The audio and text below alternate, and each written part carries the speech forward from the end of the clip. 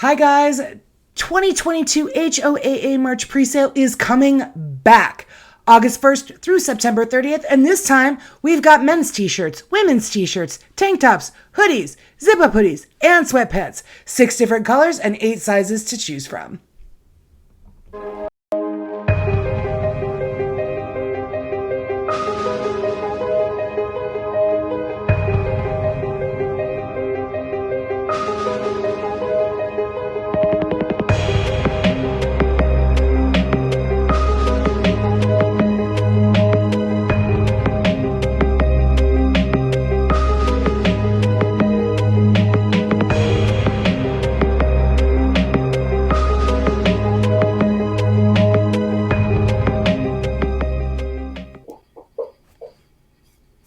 Hi guys. Howdy.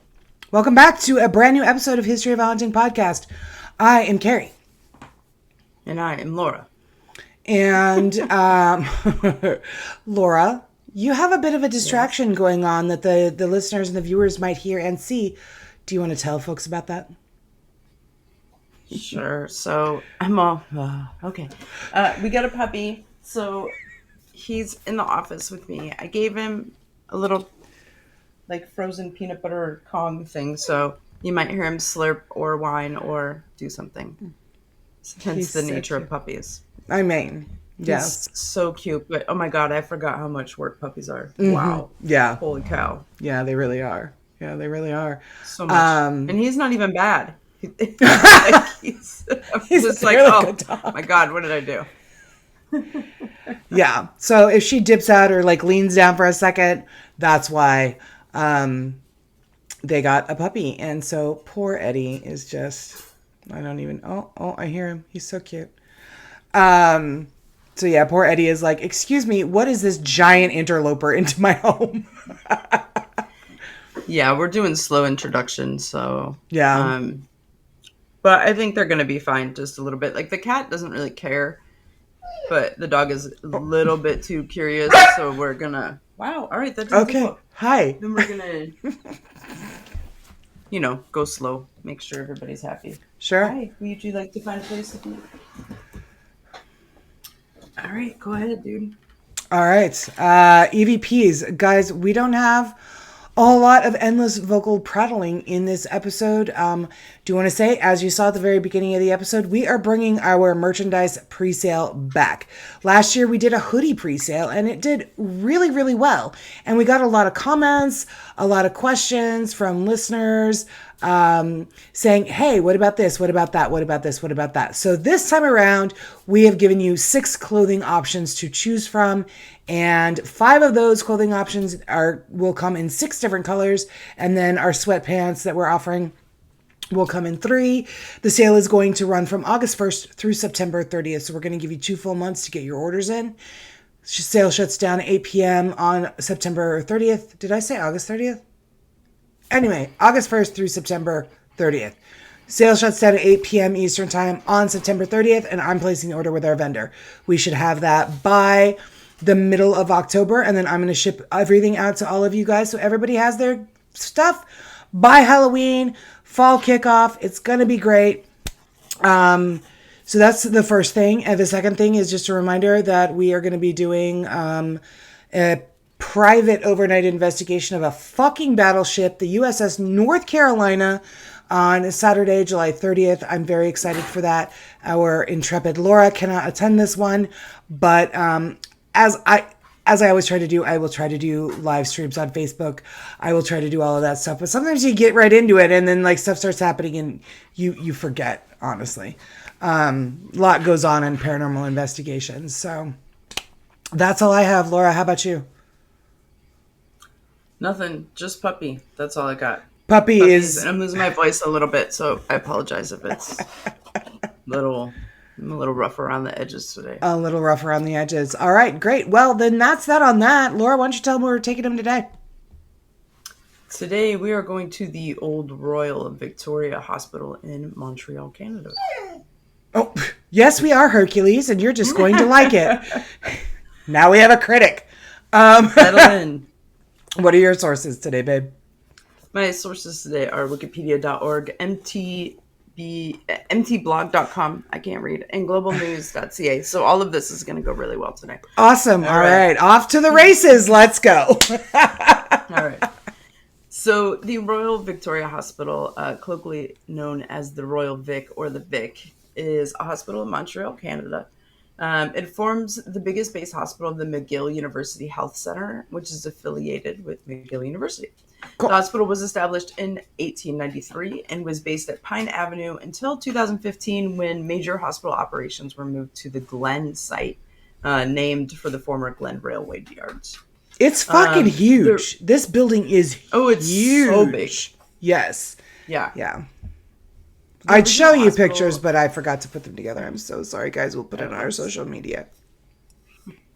The original hospital was designed by the Scottish architect Henry Snell, who from the 1860s had made a name for himself in England and Scotland as a leading specialist in the design of hospitals, particularly in London.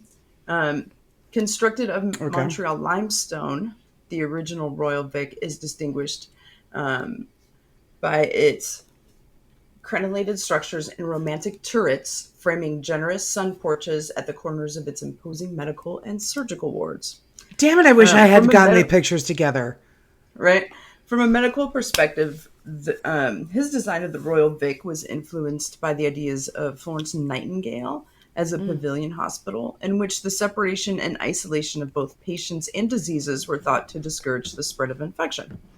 The original part of the building was completed in 1893. The Hersey Pavilion, also known as the H Pavilion, was one of the first purpose-built nurses' residence in Canada. It is located on the hospital campus and was constructed in 1905. Cool, okay. The hospital, so that was like one of the first times they built like a nurse's place to live at, like actually right next to the hospital. That's cool. The hospital had an outdoor pool, and patio located between the Hersey Pavilion and the Allen Memorial Institute, the psychiatric wing of the hospital. Oh, okay. Which we'll get more into later. Yay, I love psychiatric wings. Right? It's the best. They're the best. The Royal Victoria Hospital was established in the historic Green Square Mile through donations of two public-spirited Scottish immigrants. The cousins Donald Smith, First Lord Strathcona, and George Stephen, First Lord Mount Stephen. In 1887, they announced a joint gift of 1 million Canadian for the construction of a free hospital in Montreal, and purchased a site on Mount Royal for a further 86,000 Canadian. God, I wish I had that kind of money to be like, here's some money, build a hospital. Right. Also, if I had the title of lady. Yeah. Was part of an old estate that covered 10 acres of land. During 1897 and 1898, Smith and Stephen gave another Canadian 1 million between them in Great Northern Railroad securities to establish an endowment fund to maintain the hospital. Wow. Stephen and Smith attached one caveat to their generous contribution to the city of Montreal. Oh, there's a catch with everything. And the hospital's land and its buildings must only ever be used for healing. The founders intended the Royal Vic to be for the use of the sick and ailing without distinction of race or creed. And when it opened in 1893, it was hailed as the finest and most perfectly equipped hospital on the great American continent. Wow. The hospital Right, yeah. I mean, it's holy crap. It was the shit. Yes. This sounds amazing. Right? The hospital originally had 150 employees, including 14 medical doctors. Over the years, the philanthropy and business acumen of many of the residents of the Golden Square Mile, the prominent members of Montreal's English-speaking community, brought the hospital global recognition as a major center of healthcare and learning. In 1920, the hospital became a medical research institute through the McGill University. In 1929, Dr. Wilder Penfield established the Montreal Neurological Institute adjacent to the hospital. Among the list of medical achievements at the Royal Victoria was the first successful kidney transplant in the Commonwealth in 1958. Wow. Okay. Yeah, it's pretty cool. However, the CIA funded brainwashing experiments that were carried out at the hospital in the 40s, 50s, and 60s that ruined the lives of many of the patients. Okay. I was like, this doesn't sound like it's going to lead to ghosts, but never mind. You took a turn. Right.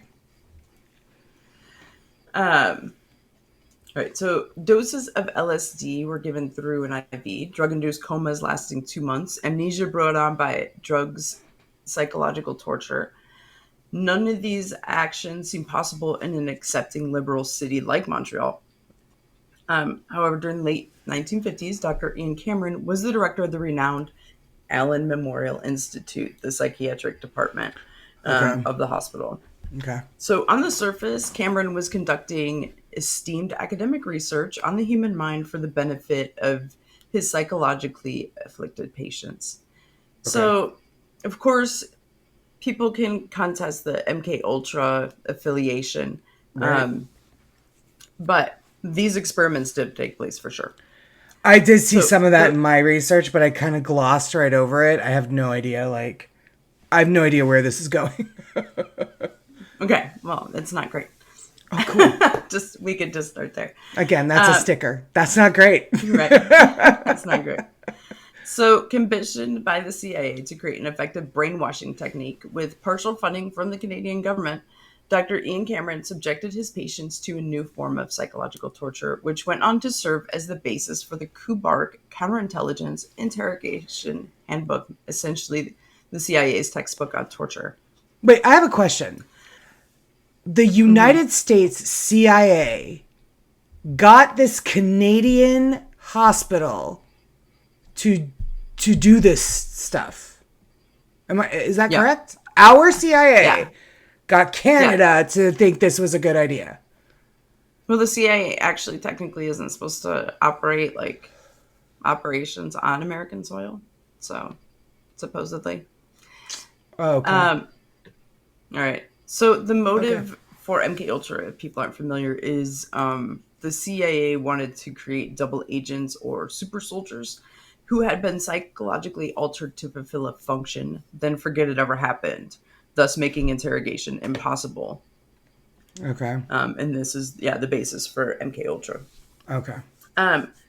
But developing such a method would require unorthodox experimentation, and the CIA feared the backlash that they may receive for funding the use of experimental drugs and dangerous forms of therapy on citizens. I can't So after imagine. some, so weird, right? So after some preliminary experimentation, the CIA decided to take the project of brainwashing and reconditioning the human mind beyond the borders of the United States. And in Montreal, the CIA found the perfect place and person for the project. Canadians will do it. It's fine. They're so nice, eh? They never say no. Give me a fucking Jesus. Sorry, guys. Go on. We're going to torture you, eh?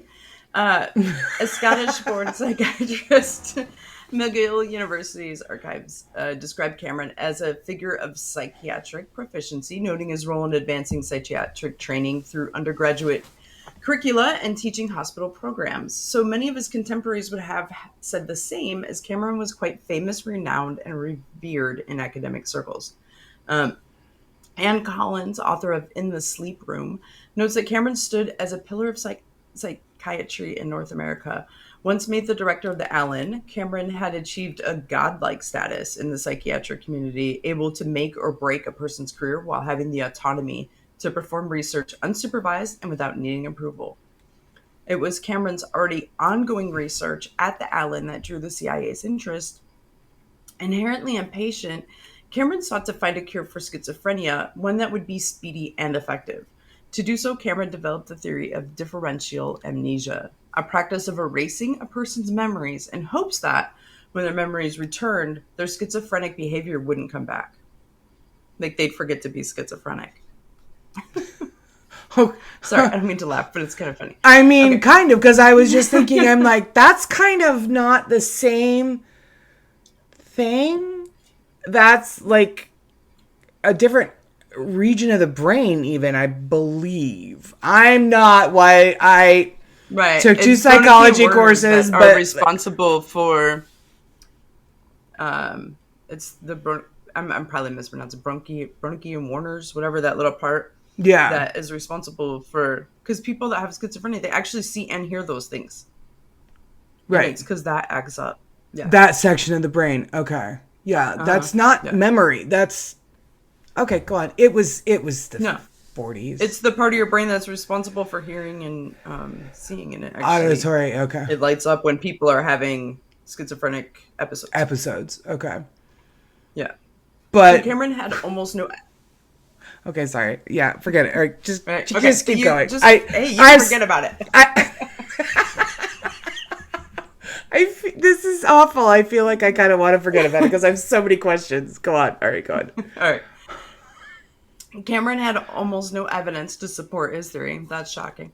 But it interested the CIA nonetheless. The agency wanted to see where Cameron's work could go, speculating that if the doctor could effectively erase a person's mind and instill new patterns of behavior, a process called psychic driving, as he claimed to be able to do, they could apply the method to create sleeper agents.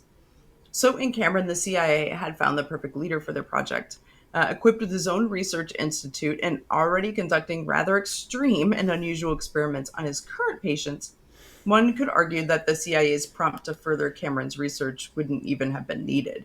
But nevertheless, the CIA did commission Cameron to advance his methods, and so MK Ultra Sub Project 68 was born.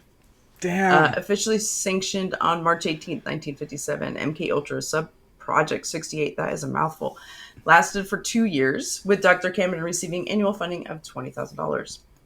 Whoa, slow down. Objective, 20 grand. right? Wow. But I suppose back then it was a lot of money. Yeah. I wonder what the currency conversion was, though. I have no idea. So the project's main objective and the doctors was to find a chemical agent that would break down patterns of behavior or a person's personality and memory, while also inserting new behaviors and mindsets. 5 drugs were listed to be used, either alone or in combination, including potent hallucinogenic LSD. After considerable experimentation, Dr. Cameron managed to create an official procedure to create lasting changes in a patient's behavior that, in what was deemed successful cases, caused the patient to act differently for up to 2 months. Broken into 4 parts, Cameron's procedure was as follows. He would use intensive electroshocks to break down a patient's behavior. Then there would be forced listening of a repetitive verbal signal for 16 hours a day over 6 to 7 days. Fuck that. Yeah. That would be... Of the ears and...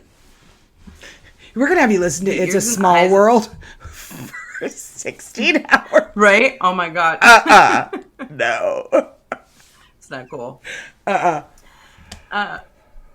Covering of the eyes and ears in order to deprive the senses during the intensive repetition. You'd hate that. And putting the patient, oh my God, so much.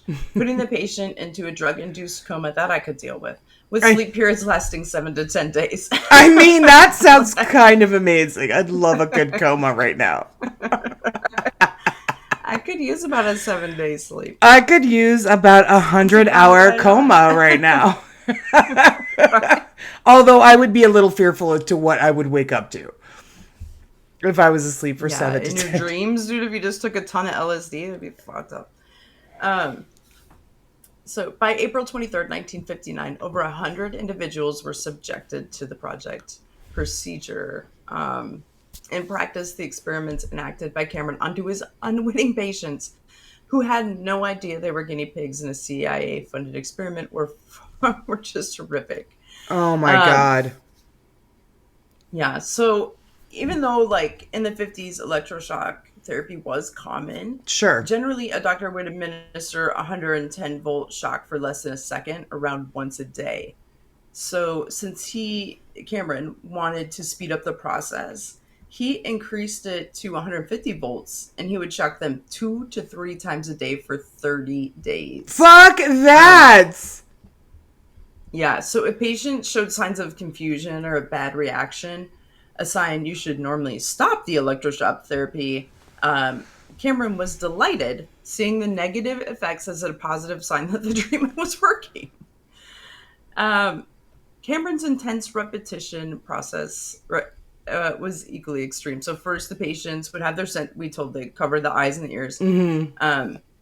and then he would give them drugs. You make them listen And to It's a Small World for 6 days or whatever. So using curare, which causes the paralysis of bodily functions, Cameron ensured his patients were entirely subdued and helpless. No. Like while they were getting, like covering their eyes from their ears, then making their whole body paralyzed, and So then they couldn't playing this fight. fucking shit over and over again. Yeah, nothing. And not one of them consented. No. 100 people. You know what it reminds me of is like the Comfortably Numb. Is it Comfortably Numb? Yeah. The video from Pink Floyd, yeah. Yeah. Or I think Metallica has one like that too. You know, this guy actually reminds me of, I don't know if you've seen Nurse Ratched on Netflix with your girl, Sarah Paulson. No. So she goes to work at a psychiatric hospital, and the head doctor there is doing this new experiment, lobotomies. And so like he's real kind of into like exploratory treatments. And so the more you talk about this doctor, the more I'm like, that sounds like that dude in Nurse Ratched. Not great. It doesn't get better. The Cool. verbal signals Cameron forced drugged patients to listen to for a majority of the day were uniquely sadistic. To get rid of unwanted behavior, Cameron subjected his helpless patients to recordings of negative statements.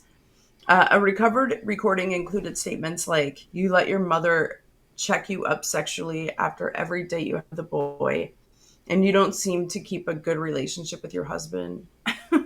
There were ones that said like, "Your mother hates you." They're awesome. So to ensure the reconditioning stuck, according to Cameron's reasoning, patients were placed into periods of the long sleep. In one case, a patient was forced into a state of sleep for 65 days. Okay, that's even a little bit too long for me. I mean, just a good 30-day nap. Right, it's good. It's good. Anything more than 30 days is excessive. I think I would just be, you know, when you sleep too much and you're still tired when you wake up, I feel like 65 days would be that amount. I think it would be too. A 30-day or 100-hour coma is, yeah. It's just too much. So a large majority of these experiments occurred in what was referred to as the sleep room by patients. Despite being kept in a childlike state due to the mass amount of drugs they got, patients still knew to fear the sleep room. Their collective terror was so intense, patients would walk with their back to the wall when passing the door to the sleep room. So LSD obviously played a role in his work with shots of the drugs given to patients in isolation. One account tells of how Cameron would give a female patient, referred to as Mrs. Oracow, a shot of LSD paired with a stimulant or depressant, then leave her alone in her room with a recording of her past session with the doctor playing. Oh my God. She received 14 In total, she received 14 shots of LSD, terrified by the experience every time. She asked if the treatment could be stopped, but he talked her out of it, with the patient later commenting, "I thought he was God," and she would have done anything her esteemed psychiatrist recommended. Val Orleco That's disgusting. told a similar tale, recounting how she received LSD through an IV and the intense fear she experienced from the hallucinations and sensations. And no one had asked her, obviously, if she consented. Commenting on the state of the patients in general, Orleco described herself and her peers as crying, disoriented babies. When documented success of this treatment, as noted by Cameron, describes a patient who had lost all of his schizophrenic behaviors, but there was a price to pay as the patient developed 9 other new ones. Right. No, he got complete amnesia to everything. Yeah, and a like lot even of his family and who he was. Same thing. Everything. Complete amnesia for all events in his life. Jesus. Yeah. So of his patients, 60% experienced amnesia for a full 6 months to 10 years after leaving the Allen. Jesus. Some patients never recovered, needing the aid of lists to remember to perform even the simplest tasks like household chores. Gail Kastner, who received $100,000 in reparations from a lawsuit against the CIA that was settled out of court, consistently had 100 nightmares of a that. tall man giving her electroshocks. Originally inducted as a patient at the age of 19 for mild depression, Gail's life afterwards was riddled with drug addiction problems, hospital visits, and irreparable brain damage. Jesus Esther, H. yeah, for real. Esther Schreier, originally sent to Allen to deal with the depression she faced after losing her baby, lost her ability to be a mother after leaving Cameron's care. Despite giving birth to a new baby, she was unable to care for the child and only went on to lead a somewhat normal life thanks to the support of her husband and family. Bevan Weldon's mother died in his arms, and the trauma affected him so deeply that he went to Allen to get treatment. Weldon experienced an entire disassociation of his former self afterwards. Kept in a coma for 21 days, Weldon lost the memory of his mother's death, which never returned even 50 years later.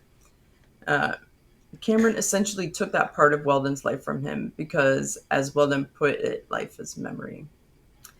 It's That's important to very note that true. at some point, yeah, whether originally or after the project had started, the Canadian government did become involved with, sanctioned, and helped fund the project. The exact level of involvement is unknown,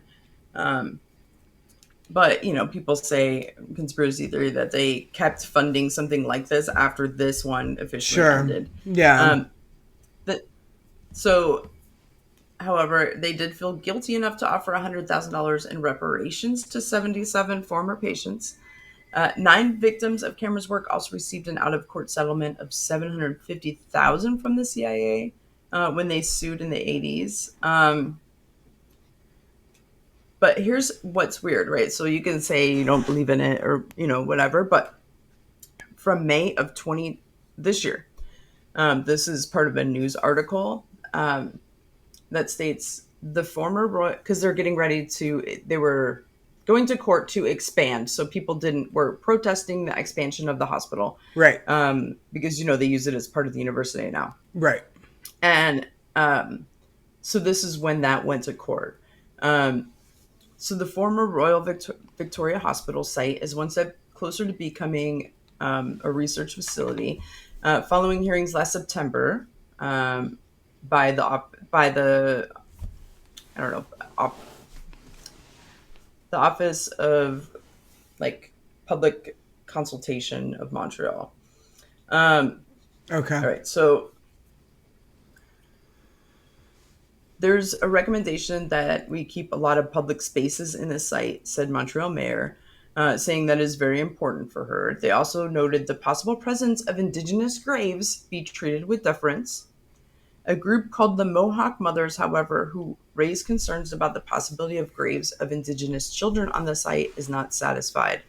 That project should be stopped, and we need to have an investigation on those lands, group member Quitio told Global News. The group believes that the bodies may be linked to controversial psychological experiments conducted there in the 50s and 60s that received funding 1,000%. from the Canadian government and the United States CIA. Yeah. So Yeah. that's so people are still talking about those experiments, that there's unmarked graves all over there, and particularly, obviously, and as we all know happens all the time, is that minorities, especially Indigenous populations, are used for Right. experimentation at a greater rate, right? So, Well, and just here's the sounding raised thing. for that Okay, too. so you are talking about how he had 100 patients that he did this to. How many other patients were there that weren't counted as part Oh of the yeah, 100 so that maybe didn't get as far as some of these other unfortunate souls? How many of those people died in the first electroshock treatment and then just were buried wherever on the property? well, yeah. I mean, if he's doing it that much, Yeah. people's bodies are going to give out. He probably, I'm sure, experimented with going further. What is, okay, where Sure. do I have to stop? Right. How Find much out what of will these kill drugs is them. too much? Yeah, find out Yeah. what will kill them and then back that off. Exactly. How many people did So that it happen sounds to? so like Dr. Frankenstein, fucking the scariest shit you've ever heard of. Yeah. But regardless of whether people believe this is part of MK Ultra or not, he before he died, he even said that he took a wrong turn in his um, research, we'll call it. Yikes. But yeah, so I mean, this kind of stuff still happened to people that were there. So regardless if you believe the ties, the government kind of conspiracy theory ties, but Regardless, the it did experiments did take happen. Yeah, place. it did Yeah. happen. Jesus, Laura. Plus our normal, things that happen in hospitals starting from the 1900s on. So Wow. good times. This one is good times. Sounds like it. Sounds like it. Yeah. Yeah. Well, that's my story. And Okay. I mean, sure. I mean, who wouldn't want to follow that? I mean, anytime I get to talk about MK Ultra and crazy experiments, I'm gonna take it. I I'm on know. that. Yeah, 1,000%. And we were actually had discussed covering MK Ultra on the show, which maybe now this leads into a more in-depth discussion about it. Maybe I don't know. I need to. This is in my way. I'm sorry. I'm just looking all over to put this box so I can reach my stream deck. Okay, well, that certainly lends to why this place is haunted. And we will get into the ghosts here in just a second. For all of you guys, though, it'll be in the blink of an eye. We will be right back. Okay, so the ghosts. I've got more stories than normal in this particular episode. My sources for this one, guys, are hauntedmontreal.com and dailyhive.com. These stories are kind of hella creeps, to be perfectly honest with you. So some patients have had very strange and frightening experiences at the old Royal Victoria Hospital. According to various testimonials, it was not exactly the best hospital for peace of mind while trying to recover. As Laura so detailed told us in such detail is the better grammar. I'll hear from Aaron on this. Watch. Anyway, so aside from all of the psychological craziness that was going on way over there in that wing, people, when you go to hospitals are just known for trauma and death. So aside from all of that nonsense that was going on over there that you were talking about, there were people that did go there that either suffered a heart attack they weren't aware of and died, or, gunshots, stabbings, any kind of trauma, or even just people that were really sick went to the hospital and died. Hospitals are notorious for things like that. So it's not surprising that there were ghosts. You kind of amped up the fucking ghost part of it with your history. So yeah, there's a lot of bad shit that happened there. So besides, like I said, you have your normal stuff, but I just thought I found those experiments so crazy, compelling. Well, yeah, and it reminds me a lot of probably the energy that we had at Trans-Allegheny. Yeah. And there, as you were talking and going on and talking about these patients and what they were going through, I thought of one of the stories that I'm going to talk about, and I thought, I wonder if that had anything to do with it. But anyway, let me tell you. So there was one particular squeamish woman who was a surgery patient in 1996 at the hospital. So she had written of her experience and on this website that's now defunct called hauntednorthamerica.net. But basically what she said was she disliked hospitals and she wasn't pleased to hear rumors of hauntings at the Royal Vic. Following her surgery, she had several bizarre experiences. She stated, quote, "In bed, I woke up to a huge pool of blood on my bed and my pajamas. Thinking my stitches had opened up, I rang the nurses. One nurse came, then a second, then a third. They were baffled. My bandage was intact, no blood anywhere on my skin, so they decided to remove my bandage, thinking that there was perhaps a leak somewhere around it. Once they removed it, everything was fine. I wasn't bleeding from anywhere, so it was very strange. My entire body showed no sign of blood loss at all, yet my pajamas and my bed was full of it. Ugh. Ew. God, Uh-huh. dude. That nurses actually saw, Yeah. but yet it came from nowhere. Later, after some blood work, the doctor found I had dangerously high anemia and needed 2 pints of a transfusion. So she was extremely anemic, which results in is a common byproduct of blood loss. Mm-hmm. And she needed 2 pints of a transfusion. What? But yet everything seemed fine. That is really weird. Weird. So, despite being disturbed, she described the uncanny experience as a good thing, stating for some odd reason it may have saved my life. So, during her recovery period, she had another paranormal experience. This time, she had to visit the nurse's station for a follow-up procedure. And she said, quote, "So there I was walking the hall, just a little walk up and down the hall, minding my own business. I never chatted with anyone on that floor." And I do remember when I had Coy, I had a C-section. And almost immediately after I had him, they had me up and walking around so that I wouldn't get blood clots in my legs and things like that. And it was so difficult. So I was pushing Coy in his little plastic bin. That I still call it that. And Jennifer's like, it makes it sound like you got Coy at the dollar store. I had to do the same thing with Zane after, like the And next you just day or whatever. Yes, exactly. So they make you get up and they make you walk right away. So I remember walking around the nurse's station as slow as I possibly could. I was thinking as I was walking him, I was like, my 90-year-old grandmother is going to blaze trails around me because it was so painful. So I thought about that when I was reading this. So she had to get up and walk a little bit down the hallway.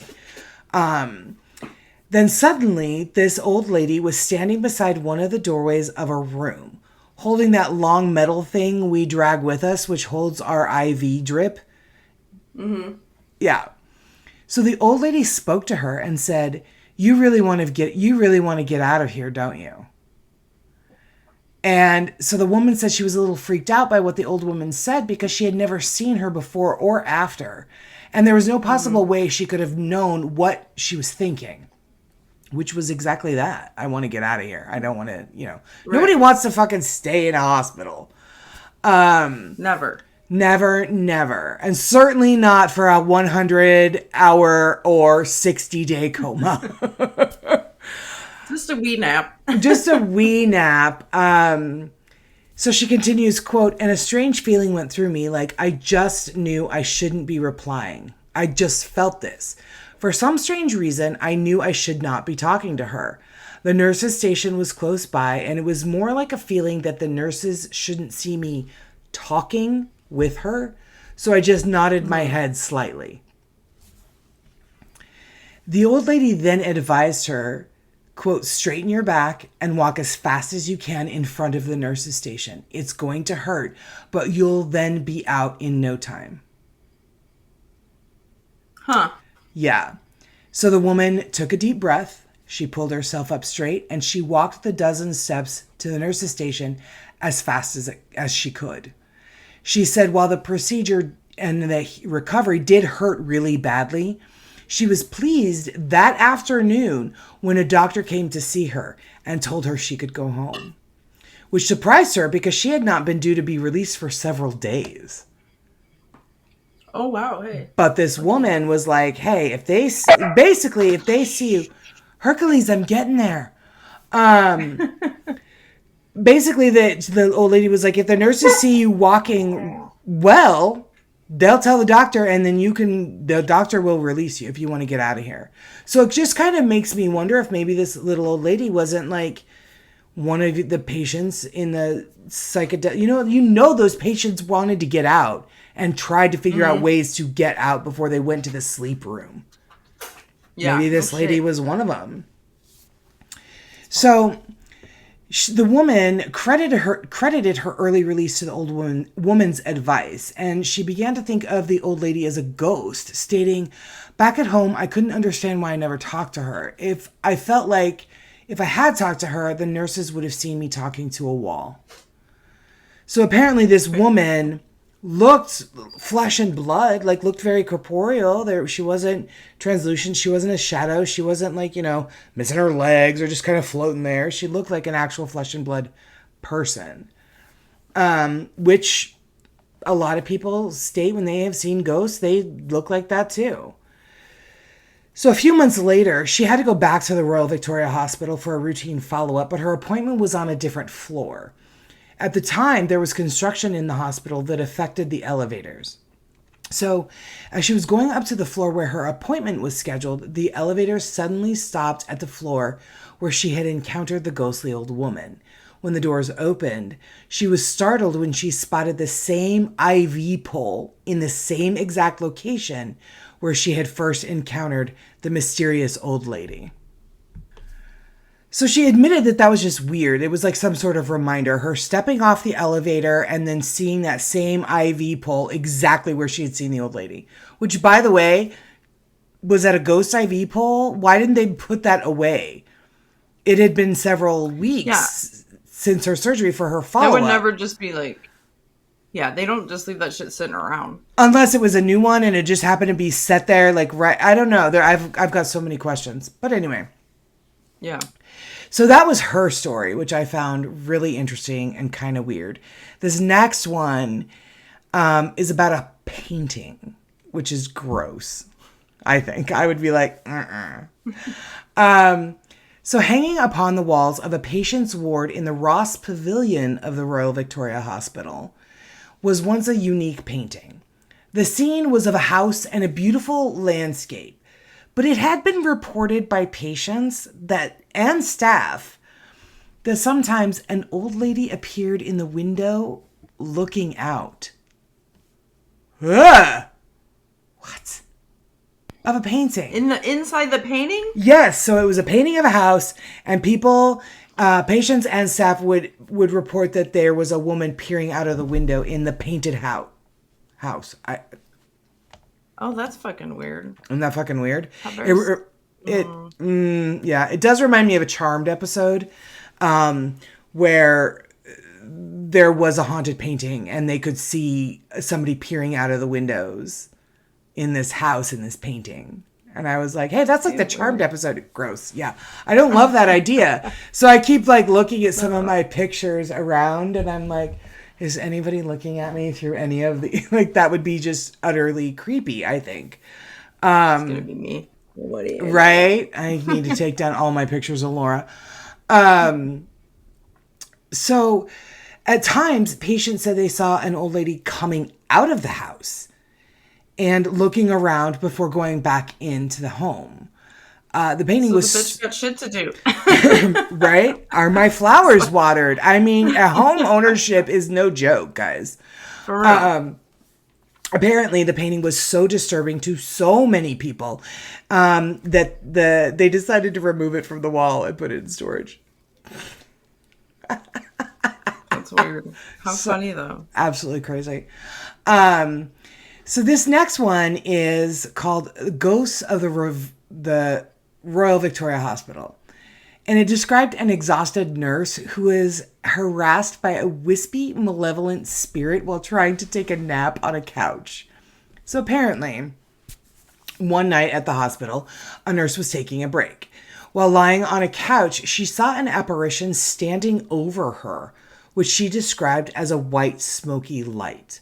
She got up to take a better look at it and told it to go away. Like, you've been that tired where, like, whatever it is, weird or not, you're like, get out of here. Go away. Even if it's like a hungry child or an animal or something. I'm too tired for this. I can't deal. So when it didn't move, she proceeded to pass her hand through the apparition several times, trying to disperse the white fog. She needs an MK Ultra nap. Amen. Eventually, it did go away, but it came back with 2 other apparitions. So it was like, listen, this lady basically bitch slapped me repeatedly, and I need you guys to come with me. The woman tried to scream, but nothing came out. The apparitions finally left, but the nurse never rested on that couch again. Crazy. Friends. The next one, this one is kind of gross. It's called Locked Door.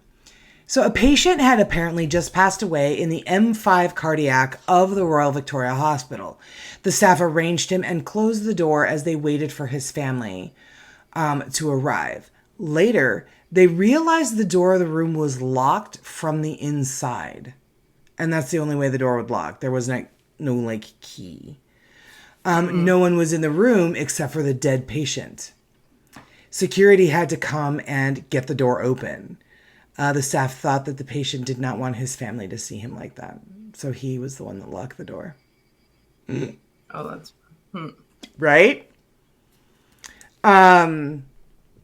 Visitors also sometimes report seeing apparitions of former patients wandering the hallways wearing antiquated hospital gowns from the late 1800s, which I thought was a really interesting detail.